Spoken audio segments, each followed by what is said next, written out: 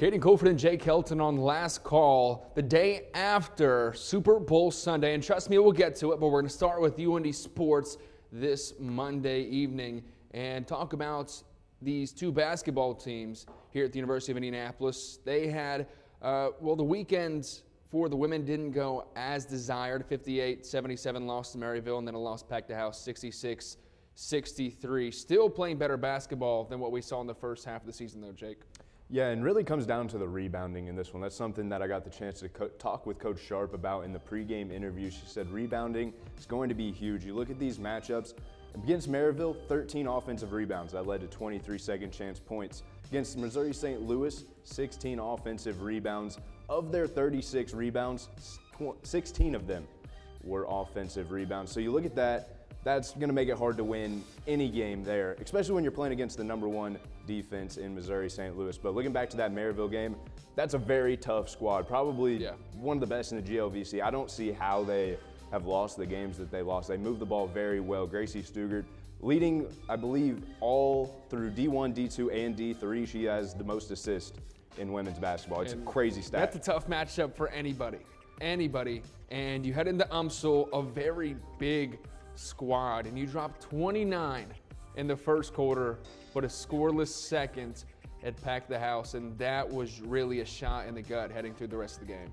Well, yeah, I mean, I was very shocked to see the #1 defense, as I just said, give up 29 points in the first quarter, and then they turn it around and show you why they're the #1 defense in all of the G.O.A.T. They only give up 53 points per game, plus 12 in the scoring margin for them. I mean, that's impressive as it gets right there. I wouldn't be surprised to see them compete with Lewis and Drury. We got to see them not too long ago. Lewis actually coming back up in just 2 weeks. We'll be heading to Romeoville to play them. But the Greyhounds, it's a tough end to the schedule for them. They're going to be playing Quincy, who's on a 12-game win streak to end off the season. They've got some tall tasks in front of them. And Illinois Springfield, McKendree, Lewis, and then Truman, the 4 games before Quincy, as Jake acknowledged, on the schedule for the Hounds. And it's almost a win-out scenario if they have intentions of making it to the GLVC tournaments. But moving to the men's side of things, they also played Maryville and Missouri St. Louis this weekend with a win 81-80 against Maryville that we saw, and also a 71-70 loss at Pack the House against UMSL. How about a Sean Jackson shot against Maryville to put them up, give them that game, and that one was hard fought. Yeah, and after seeing that, you think there's no way he's not going to hit the one against UMSL. Pack the house, full gym. Everyone was excited, everyone on their feet, ready for him to hit the shot. Just did not fall for the Greyhounds, unfortunately. But you look back to that Maryville game, you see a lot of good things. That's a physical team, one of the most physical teams in the GLVC. I'd put them right up there with Lincoln defensively. Stats might not show it, but Luke Williams, he's a baller. He had 23 points in the first half. The Greyhounds turned it around, shut him down in the second, and that's really how you get your win. You look at the rest of the stats, Levante Harris, best game of his career with the Greyhounds, 6 made 3-pointers on 6 of 9 shooting from behind the line. So his best game, most minutes he's played, most minutes from Kelvin Omoko, bringing the energy. This is a team that's picking it up as we head to the end of the season. It was an unfortunate loss against Missouri St. Louis, but I think you learn from that and go into the next couple of games a little bit better. A bright spot from this weekend, Pack the House was a great environment. Very fun. The loudest at Nixon Hall has been all year, and I feel like if you could compile that into, I think you only have one remaining home game this year against Truman, that would be a big help for these teams and years coming forward. Yeah, I mean, you could tell the difference. And I talked in the pregame with both of the coaches, and they were saying they're excited for their players to have people out supporting them, because if you come to Nickerson, you're going to see maybe 100, 150 people. You can see it in the attendance underneath on the athletics page. Usually never more than 300 people at the games. This time there was upwards of 700. The gym was loud, free pizza, there was a DJ, Grady was there. It was a very fun environment, and especially since we got to experience Lincoln and S&T right before that. I mean, I don't know that the Greyhounds necessarily competed with those environments, but they definitely gave it their best shot. As it sits right now, a tough loss against UMSL puts the Greyhounds a couple games out of the Great Lakes Valley tournament with 5 games remaining on the slate. What's it take to knock your way into the conference tournament, Jake?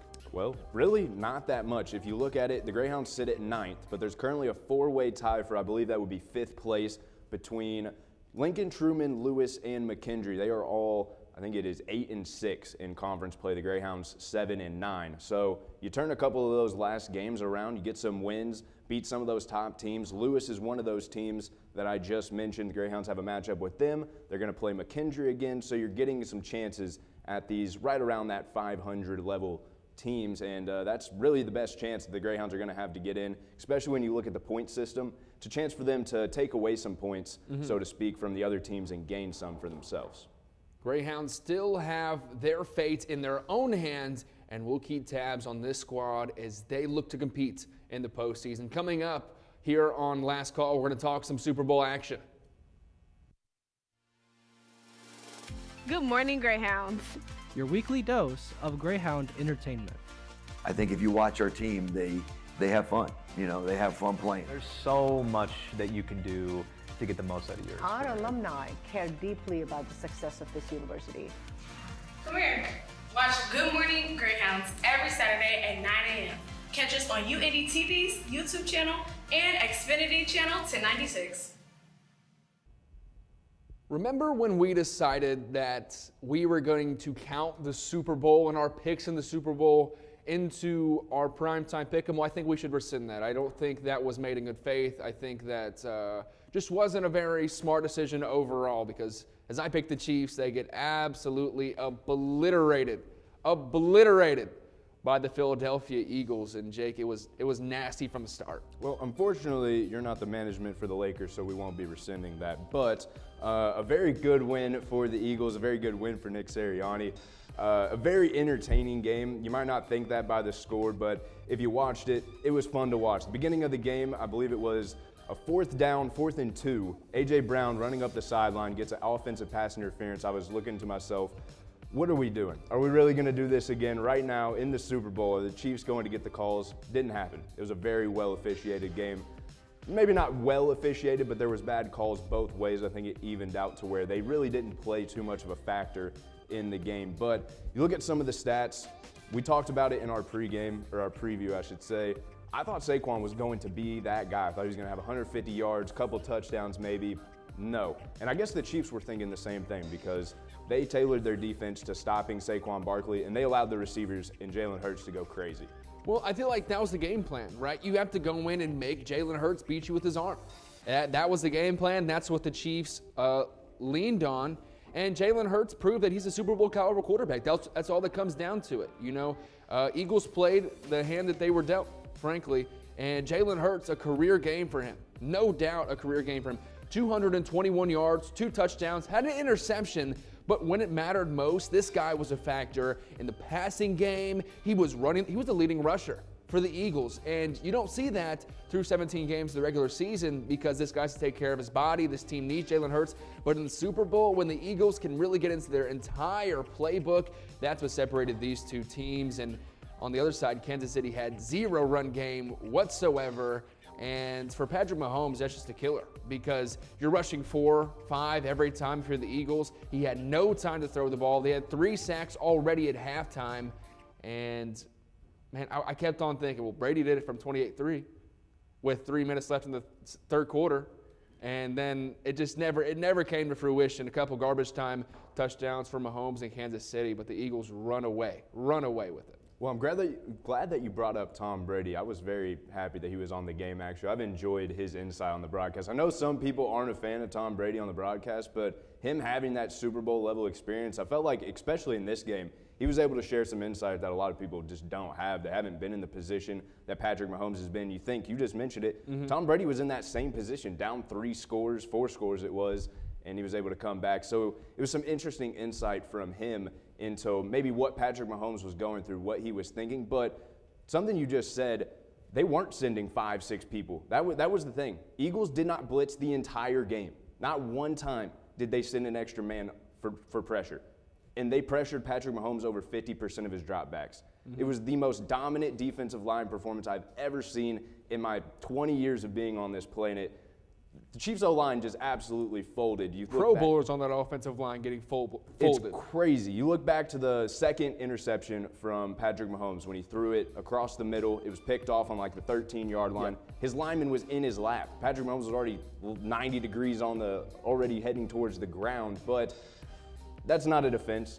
The offensive line is part of the team too. They only ran the ball 7 times outside of 4 Patrick Mahomes scrambles. That's not going to win you a game when you're going up against the #1 passing defense in the NFL. I just think it was a poorly planned game by the Chiefs. It sure seems like it, at least from an offensive standpoint. Xavier Worthy looked like the only player on the Chiefs' offensive roster that legitimately looked like he was playing in the Super Bowl. And we're seeing D-Hop, who was once considered almost a unanimous best wide receiver in the league at one point when he was at his peak with the Texans. I'm watching him drop wide open passes. I'm watching Travis Kelce play like first-year Kobe Fleener. And it's crazy to think that a team like the Chiefs, who was anticipated to put on this miraculous performance in the Super Bowl, goes out and, well, lays it down. Yeah, and I think to answer this question, you look down at the bottom of the screen, what went wrong for the Chiefs? Kind of back to what I was saying, poor game plan. You have to be able to run the ball to be able to pass the ball. If they're just dropping 7 guys back, Patrick Mahomes is not going to be able to pass against that. He's a phenomenal player, one of the best to ever do it, but you got to understand limitations. You got to help your quarterback out some. Kareem Hunt, he had a great season. I mean, I wouldn't say one of the best, but it was a solid season. He did what the Chiefs needed him to do without Isaiah Pacheco in the game. Isaiah Pacheco didn't do anything in this one either. Kareem Hunt didn't do anything. If you can't run the ball against this Eagles team, you're 100% not going to be able to pass it.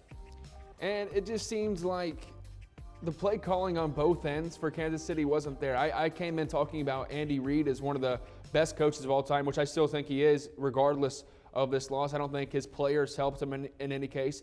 I mentioned how the Chiefs come in, and obviously goal number 1, limit Saquon on the ground. But in the Super Bowl, you can't plan for a player like Jalen Hurts with weapons and Devontae Smith and A.J. Brown. You can't just hope for that team not to go down and score the ball without a running back. It's just not going to happen when you're playing, one safety high most of the time, trying to load the box and really limit touches for Saquon. You held them just 50 yards and some change, but at what cost? You're letting the field get wide open for possibly the best wide receiver core in the NFL, and it just never panned out. I don't know if I would say best receiver core in the NFL, but I will say that A.J. Brown, he might be one of the best one-on-one receivers in the NFL, as he is obviously a lot bigger than most cornerbacks. They just send him on a go route. Jalen Hurts is throwing it to that back shoulder. It's almost a catch guaranteed every single time. But you look back to that long pass to Devontae Smith in the third quarter. Tom Brady was sitting there explaining why the Eagles are going to run it this play. They're going to run it, do this, blah, blah, blah, blah, blah. They come out and throw a 65-yard nuke to Devontae Smith. The Chiefs obviously weren't expecting it either, so you can see the flaws in the Chiefs almost expecting the Eagles to run the ball, and then when they didn't, they were shocked, didn't know what to do, and I think that's the difference in this one. The Eagles were prepared for what the Chiefs had, and I don't think the Chiefs were prepared for what the Eagles brought. But I'm not one to say the Chiefs lost this game as much as the Eagles won it. I think the Super Bowl MVP from Jalen Hurts is very, very well deserved. And talk about a guy who's been underrated all of this season. I myself fell victim to putting him almost in the mid-tier of NFC quarterbacks. And I personally want to apologize to Jalen Hurts as you come out and you play one of the best games of your career when it matters most. We forget how dynamic this guy is with his legs. And when he gets going, he can really look like a bigger and better, almost, Russell Wilson. Yeah, I mean, I'm not even going to lie. The third quarter, I was on my phone a little bit, and then I started hearing Jalen Hurts takes off, scramble again. Jalen Hurts takes off. He's got 10 more yards, first down. It got me back into the game a little bit, and then obviously the garbage time touchdowns, obviously a little more entertaining than 0 points in the first almost 3 quarters from the Chiefs, but I prefer a closer game. I'm not going to lie. I would have wished this game was an overtime field goal kick like the last one. I did want the Eagles to win. I was rooting for them, but I would have rather this one not been a blowout. It makes it more interesting and keeps everyone involved a little bit, but controversial halftime show. Some people like it, some people don't. What's your opinion, boss man? Well, It was all right. Not my cup of tea, but I feel like the performance in itself was actually very well put together. I thought the choreography was great. I think the set was very visually appealing, and I think Kendra performed well. Yeah, no, the set, I was a big fan of the set, and as a Drake fan, I was expecting it to not be that good. I'm not going to sit here and say it was the best halftime show because, I spent about 2 hours last night watching 30 different halftime shows to figure out which one was the best. Beyonce, number 3. Number 2, Michael Jackson. Number 1, Prince. No argument there. I don't think anyone's going to argue that, but there you go. It was a good thing at halftime. I did like it. It was nice music. I wish he would have played some of his more popular songs, but I think a lot of people are alongside you in that. One question before we get off the Super Bowl, and it might take us a couple of minutes to get through. This game for me put a big, big question mark on Patrick Mahomes' career. A huge question mark on Patrick Mahomes' career. And I know you're going to pull up a clip from, 2 weeks ago talking about he's the best quarterback in the league because he is the best quarterback in the league. But when we talk about his rankings all time, sitting next to Tom Brady, I think this absolutely disqualifies him from ever being in that conversation again. Well, something that you did say to me when we were discussing whether we were going to do this or not, but you said that him getting blown out in this game completely changes it. But I do want to turn your attention back to 3, maybe 4 years ago when Tom Brady himself did that to Patrick Mahomes. They were up, I think it was like 40-13, the final score of that one.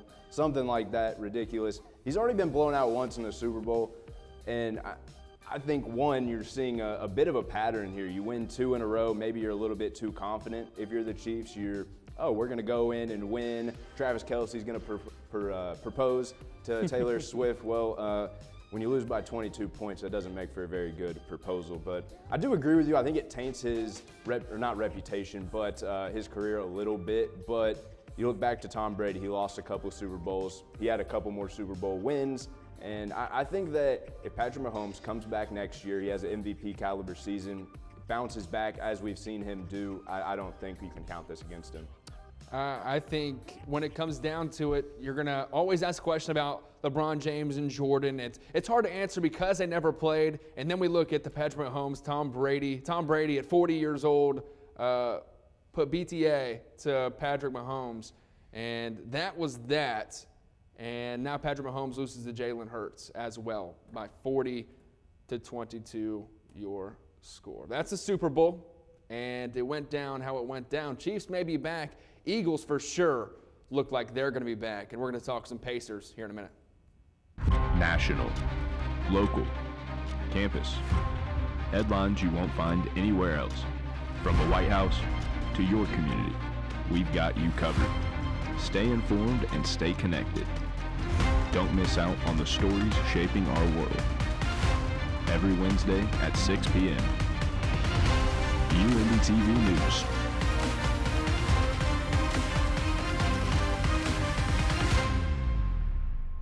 Man, the Pacers are going to single-handedly be responsible for the retiring of Austin Reeves' number in Los Angeles. Austin Reeves in a 124-117 performance for the Lakers against the Pacers ended the night with over 40 points, 45 points, 7 rebounds, 7 assists. Pacers fall, and they were down big in the first half. They came back and had a 7-point lead in the second half and still lost by 7 points here. Pacers, while they're having one of the best Januaries and Februaries in the NBA, they're 4th in the East right now at 29-22. But we can say all we want, I'm still not sold on Indiana to this point. And this game's why. One thing you look at when you see these losses, there's not very many of them, but they are by 10, 15 points every single time. It's not like they're losing close games. You look back to the San Antonio game in Paris on the 23rd, they lost by 30 points to the Spurs, who are an under 500 team last time I checked. But Austin Reeves, I'm a big fan of his game. I do enjoy watching him play, but if you're the Pacers, you cannot give up 45 points to him. If you're any team, you can't give up 45 points to Austin Reeves. That just means you're letting him shoot the ball. You're not guarding on ball screens. Clearly, they were not doing very well on that as he had 45. And you know, the thing is, if if LeBron was playing and Luka were playing and you had your entire team and your game plan set to compromise those two and Austin Reeves just outplays your team, that's one thing. Luka and LeBron were both out last night against the Pacers. AD's in Dallas now. He went down with an injury over the weekend, and we're still yet to know how long exactly he'll be out. But you're losing to Austin Reeves, the third option, and second strings at this point. And we talk about the Pacers, how they have great games, how they have great runs, but inconsistent teams do not win championships. That's been proven time and time again, Jake. Yeah, well, we've seen it from this very team just a year ago. They were very good through a couple of series, but as soon as they faced that solid team that can play you straight up for 4 games, they struggled in all of those. I think the first game and the second game were close. The next 2 weren't very, but you look forward to this season. Pascal Siakam, he's your clear number 1 option. I know we're going to pop that up. Yep, there it is. Who's the number 1 option on this team? It's Pascal Siakam.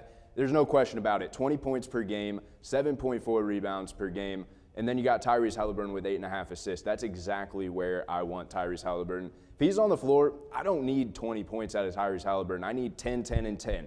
He needs to be that guard that is close to a triple-double, kind of a Russell Westbrook for this Pacers team. That's his fit. That's what I need him to do if I am Coach Carlisle. But you look at Benedict Mather, and he's stepping up as a much better scorer these past couple of games. You look to, it was just a couple of weeks ago, he was the leading scorer with 24. And I think that with him, with Siakam, you get them both in the 20s. You have Tyrese Halliburton in the double digits assists. That's when you're starting to win games. And really, the big question is Miles Turner going to be a good enough big man? Well, you know my answer to that. And as we get back to who is and who should be the number 1 option for the Pacers, Pascal Siakam is no doubt right now the number 1 option in terms of his output and his usage. But should he be? No, absolutely not. The way Patrick, I'm even talking about this guy Oh my goodness, he's got Patrick on the brain. Pascal Siakam, look, the way that this guy initiates an offense is back to the basket on the post, isolated, taking 15 seconds to get to the basket with either a spin move or a post fadeaway, which is not a consistent offense. We look at the Pacers' loss, it's because Pascal Siakam is hitting under 50% in his 20 shots. I don't feel like Pascal Siakam should ever lead your team in shots.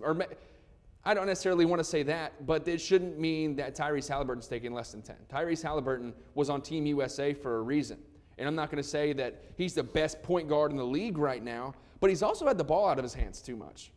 I feel like Pascal Siakam, it's way too much one-on-one for the Pacers, trying to put your number 1 option in Siakam up against a lot of these teams' defense. So if he has a bad game, then you're toast. And he's having a great couple months.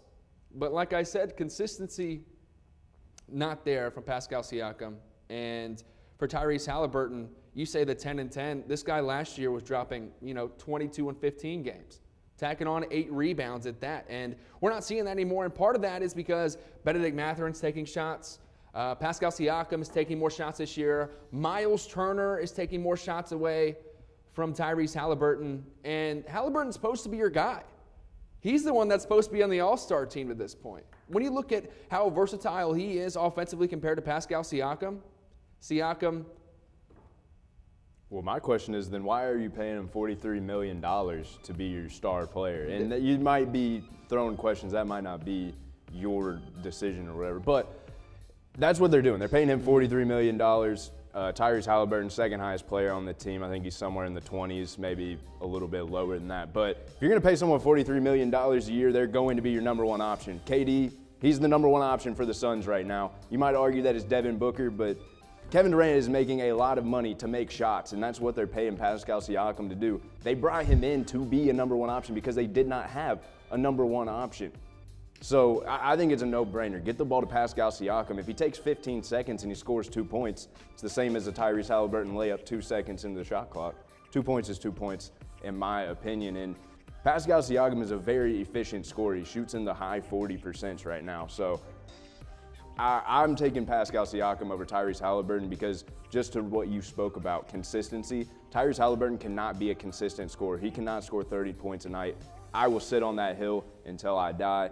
I could not see a world where Tyrese Halliburton averages 30 points like Shai Gilgeous-Alexander is this year. But he doesn't need to. What makes Tyrese Halliburton such a threat to opposing teams is his ability to score and then pass off of that score.